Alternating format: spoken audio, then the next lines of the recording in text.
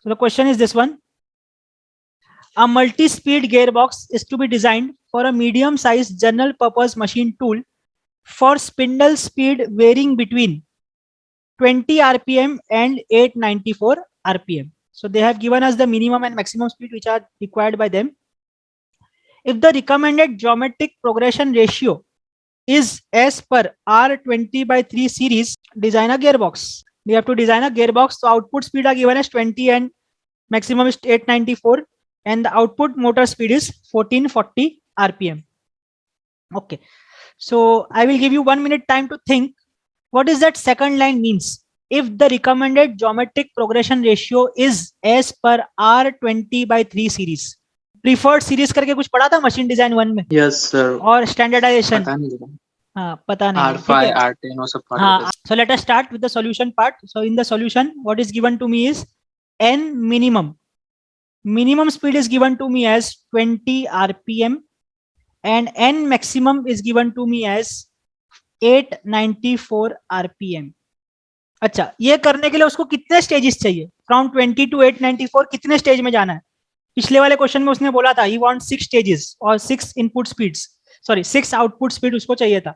यहाँ पर उसको कितने चाहिए? कुछ मेंशन्ड है? नो सर, नहीं है. तो फिर आगे कैसे बढ़ेंगे? We have the formula. चलो मैं यहाँ लिखता हूँ. We have the formula phi is equal to n max. First we are going for the first step. Calculate the speed steps. N max upon n min raised to the whole raised to z1 upon z minus 1. अब इसके अंदर phi भी नहीं है, number of steps भी नहीं बोला है, तो आगे कैसे बढ़ेंगे? What should we do? Question पढ़ो, कुछ तो है, कहीं तो कुछ है. 20/3 को क्या करेंगे? देखो लिखा है it is recommended geometric progression ratio. मतलब क्या दिया है हमको? पाई दे दिया है. Phi is R20/3. What do you mean by 20/3? अब वो मैं बताता हूँ. So you are given the value of phi, and what does that 20/3 means? You have to take the 20/3 root of 10. This is the meaning of that R20/3 series. That you have to take square 10 का 20/3 root. 1.41. 1.414, correct. So 1.414 is the given value of phi. तो अब तो हमारा काम हो जाएगा. Phi is given to us as 1.414 is equal to n max is given to us as 20, not 20, 894. N max is 894 divided by n min is 20, the whole raised to 1 upon z minus 1. So again put this entire equation in calculator and tell me what's the answer for z. पिछले वाले question में हमको z दे दिया था, phi पूछा था. यहाँ पर phi दे दिया है, z निकालना है. That's it. That's the only difference. 12.0. तो let us say 12 steps. ठीक है, तो 12 स्टेप में उसको चाहिए. पिछले वाला सम कितने स्टेप का था? 6 स्टेप. 6 का. ये कितने का है? 12 का डबल. 12 का. मजा आ जाएगा सॉल्व करने में. Just imagine how many number of structural diagram we will make. चलो, so let us start with the first step. Calculate speed steps. तो हमको phi मालूम है, हमको z मालूम है. So number of steps are 12. So I will write 1 to 12 here. 1, 2, 3, 4. Just a revision of previous problem. 6, 7, 8, 9, 10, 11 and 12. So first speed क्या रहेगी? First speed will be how much? n minimum. N minimum. That is how much? 20 RPM. Then what will be second speed? It will be 20 multiplied by the common ratio, which is 1.414. Calculator पे वो answer रखो. Answer into 1.414 into 1.141 करते जाओ. क्या आया second? ठीक है 28. Third 40 sir. 40. Okay, 40. Second step.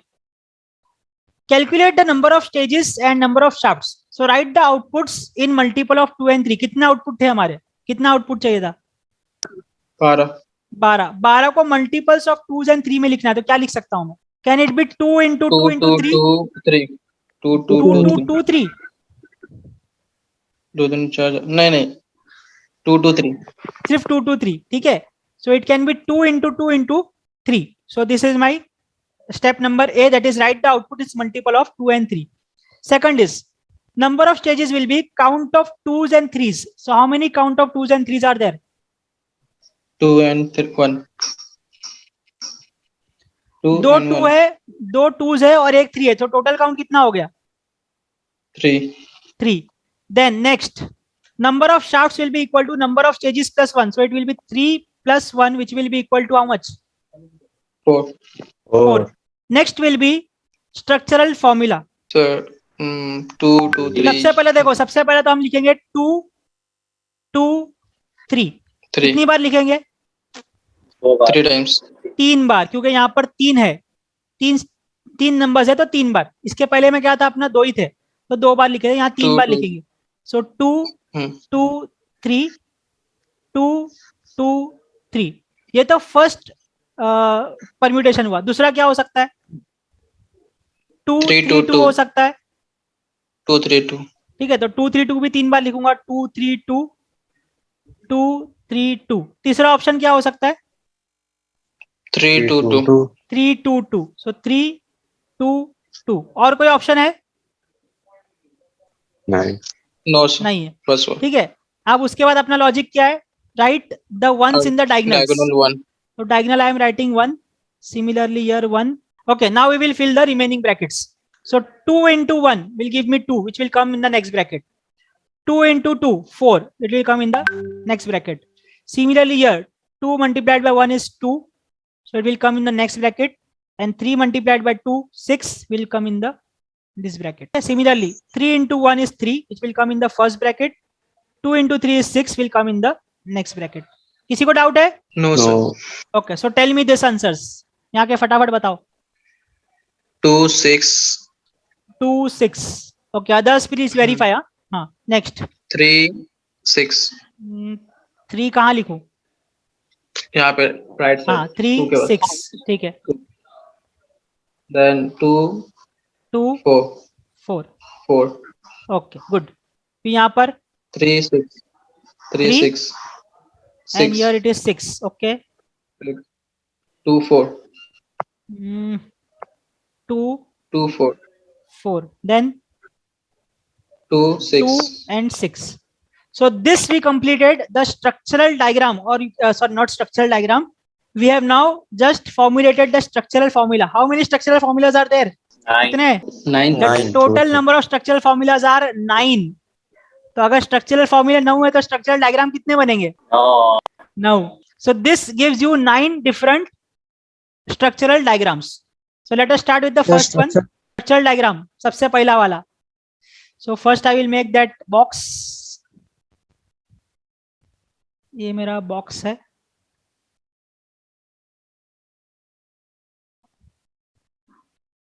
Box बन गया. कितने स्पीड स्टेप्स चाहिए हमको? 12. So now tell me what is the first one. First क्या है अपना स्ट्रक्चरल डायग्राम? 2 1 2 2 और 3 4. हाँ, इसका मतलब क्या होता है? The first number indicates how many rays should come out from that point, and the number inside the bracket is denoting the distance between them. So start कहां से करेंगे हमेशा? From where we will start? Centre. तो centre कहां पर आएगा? So let me name the first. नीचे से ही नेमिंग देते हैं, सब जगह नीचे से दे रहे. तो 3 4 5 6 7 8 9 10 11 and 12. Where will be the center coming? 6 और 7 के बीच. 6 और 7 के बीच में आएगा. एग्जैक्ट अगर सेंटर चाहिए तो it will be between 6 and 7. Correct? Yes, sir. अब वो क्या बोल रहा है? यहां से सिर्फ 2 रेज निकलना चाहिए, because the number outside the bracket is 2 and the difference between them should only be 1. तो मैं एक रे यहां से यहां भेज दूंगा और दूसरी रे यहां से यहां भेज दूंगा. So are you comfortable with it? Yes. Okay, let us go for the next stage. Next stage में क्या बोल रहा है? हर पॉइंट जो आपको मिली यहां पर, हर पॉइंट पे 2 रेज बाहर निकलना चाहिए और दोनों पे गैप भी कितना होना चाहिए? 2 का. इधर से ये वाले लाइन से 2 रेज बाहर निकलना चाहिए और गैप भी 2 का चाहिए. तो क्या करूंगा मैं? इसको भेज दूंगा यहां पर, ये एक, और दूसरी यहां से भेज दूंगा यहां पर, बिकॉज ऑफ सिमेट्री. तो ये हो गया, एक पॉइंट से 2 रेज निकली और दोनों के बीच का गैप भी 2 है. सिमिलरली ये वाली जाएगी यहां पर और ये वाली जाएगी यहां पर. यहां तक कुछ डाउट? No sir. चलो let us go for the third stage now. So third stage क्या बोल रहा है? From every point 3 rays should come out. and the difference between them should be only, or not only, it should be exactly 4. तो क्या होगा, हर point से 3 race और difference 4 का. So here it will be there, एक 1 2 3 4, 4 छूटा, एक यहाँ पर आएगी, और तीसरी 1 2 3 4, 4 छूटे यहाँ पर आएगी. बराबर है? Is it okay? Yes sir. Okay. Yes, sir. अभी पहला बना दिया, दूसरा तो सिंपल है यार, उसके नीचे नीचे बनाते जाओ.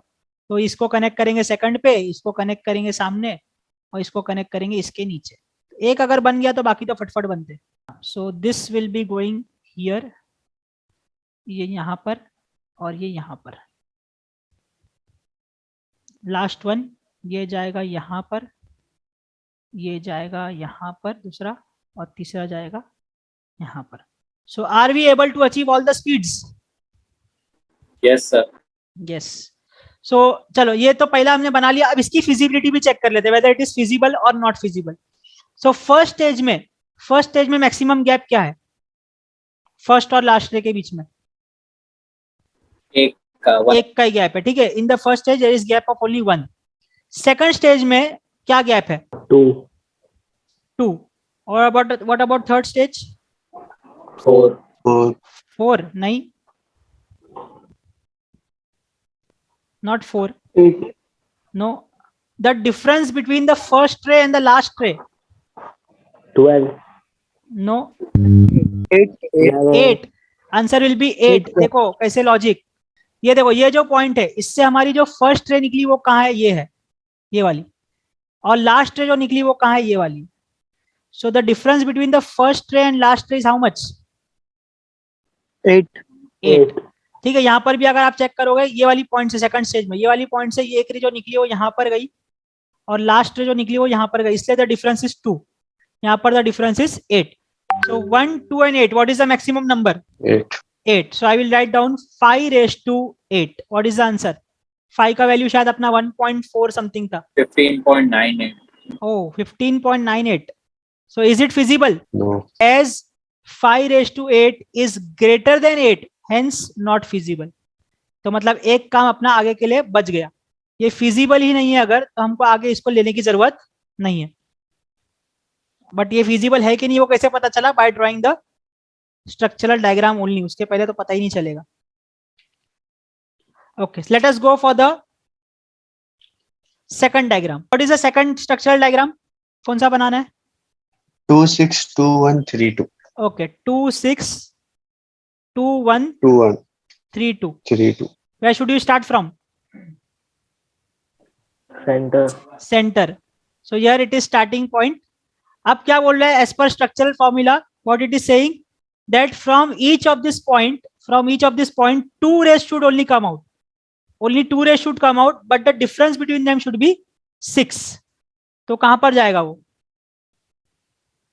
1 2 3. It will be here somewhere.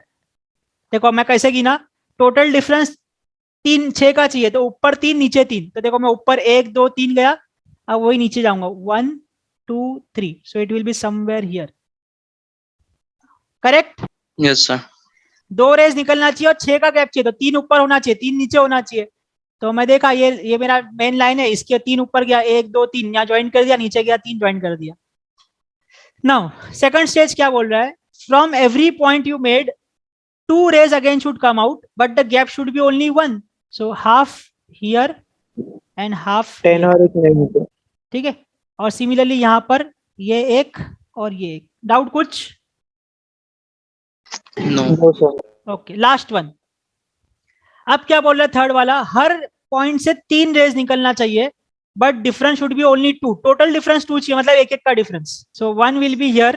ठीक है, 1 will be here and 1 will be here. बराबर है? 3 रेज निकली है और तीनों के बीच में गैप देखो 2 2 का है. और अगर एक तुमको पता चल गया, Yes, दूसरा तो sir. जस्ट सिमेट्री है, एक इधर जाएगा, एक इधर और एक इधर.